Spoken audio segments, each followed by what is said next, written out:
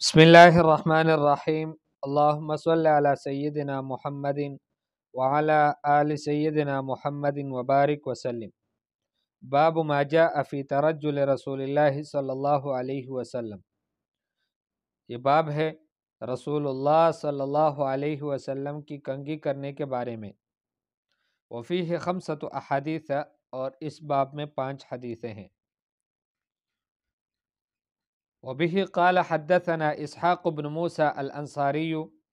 قال حدثنا معن بن عيسى قال حدثنا مالك بن انس عن هشام بن عروة عن أبيه عن عائشة رضي الله عنها قالت كنت أرجل رأس رسول الله صلى الله عليه وسلم وأنا حائض۔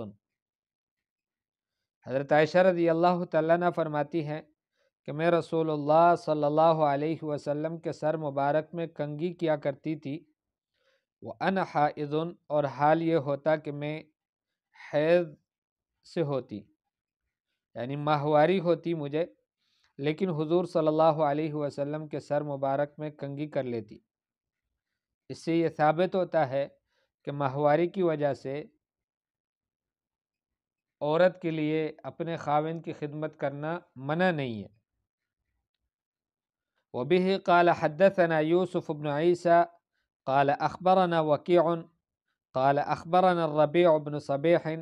عن يزيد بن أبان هو الرقاشي عن أنس بن مالك قال كان رسول الله صلى الله عليه وسلم يكثر دهن رأسه وتسريح لحيته ويكثر القناع حتى كأن ثوبه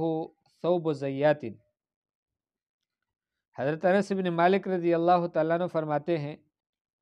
کان رسول اللہ صلی اللہ علیہ وسلم یکثر دہن رأسہ، رسول اللہ صلی اللہ علیہ وسلم اپنے سر مبارک پر تیل لگانا بکثرت کیا کرتے تھے، وتسریح لحیتہ، اور اپنی داڑھی مبارک کو کنگھی کرنا اس کی بھی کثرت فرماتے،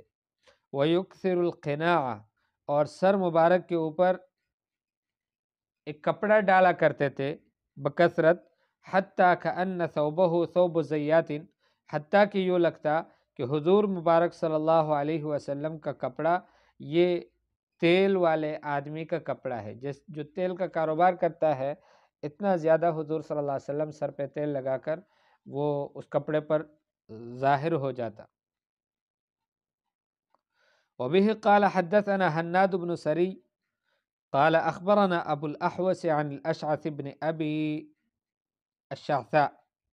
عن أبيه عن مسروق عن عائشة رضي الله عنها قالت إن كان رسول الله صلى الله عليه وسلم ليحب التيمن في طهوره إذا تطهر وفي ترجله إذا ترجل وفي انتعاله إذا انتعل۔ حضرت عائشہ رضی اللہ تعالیٰ عنہ فرماتی ہے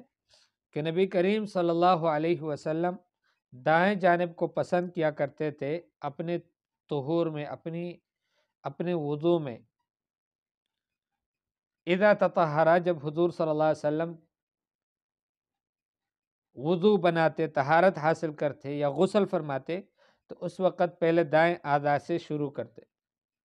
وفی ترجلہ اذا ترجل، اور حضور صلی اللہ علیہ وسلم جب اپنے بال مبارک میں کنگھی کیا کرتے تو وہ بھی دائیں جانب سے شروع کرتے۔ وفی انتعالہ اذا انتعل، اور حضور صلی اللہ علیہ وسلم دائیں جانب کو پسند فرماتے جوتے پہننے میں بھی، جب جوتا پہنتے۔ تو یہاں پر 3 چیزوں کا تذکرہ ہوا،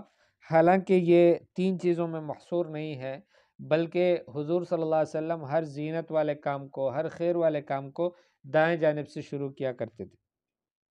وبه قال حدثنا محمد بن بشار قال أخبرنا يحيى بن سعيد عن هشام بن حسان عن الحسن البصري عن عبد الله بن مغفل قال نهى رسول الله صلى الله عليه وسلم عن الترجل إلا غباء۔ عبداللہ بن مغفل رضی اللہ تعالیٰ عنہ فرماتے ہیں کہ رسول اللہ صلی اللہ علیہ وسلم نے کنگھی کرنے سے منع کیا ہے، الا غباء، مگر گاہے بگاہے، احیانا، کبھی کبھی۔ غباء کا اصل معنی یہ ہے کہ اونٹ پانی پینے کے لیے ایک دن آئے اور ایک دن نہ آئے، اس کے ساتھ تشبیہ کے طور پر حضور صلی اللہ علیہ وسلم نے فرمایا، عبداللہ بن مغفل فرماتے ہیں، نہا رسول اللہ صلی اللہ علیہ وسلم عن الترجل الا غباء، کہ رسول اللہ صلی اللہ علیہ وسلم نے کنگھی کرنے سے روکا ہے سوائے اس کے کہ وہ گاہے بگاہے ہو، کبھی کبھار ہو۔ وبه قال حدثنا الحسن بن عرفة قال حدثنا عبد السلام بن حرب عن يزيد بن أبي خالد عن أبي العلاء الأودي عن حميد بن عبد الرحمن عن رجل من أصحاب النبي صلى الله عليه وسلم أن النبي صلى الله عليه وسلم كان يترجل غبا۔ یہ ایک صحابی سے روایت ہے، صحابی کا نام نہیں بتایا گیا، اور صحابی کی جہالت یعنی صحابی کا معلوم نہ ہونا یہ حدیث کو کوئی ضرر نہیں پہنچاتا،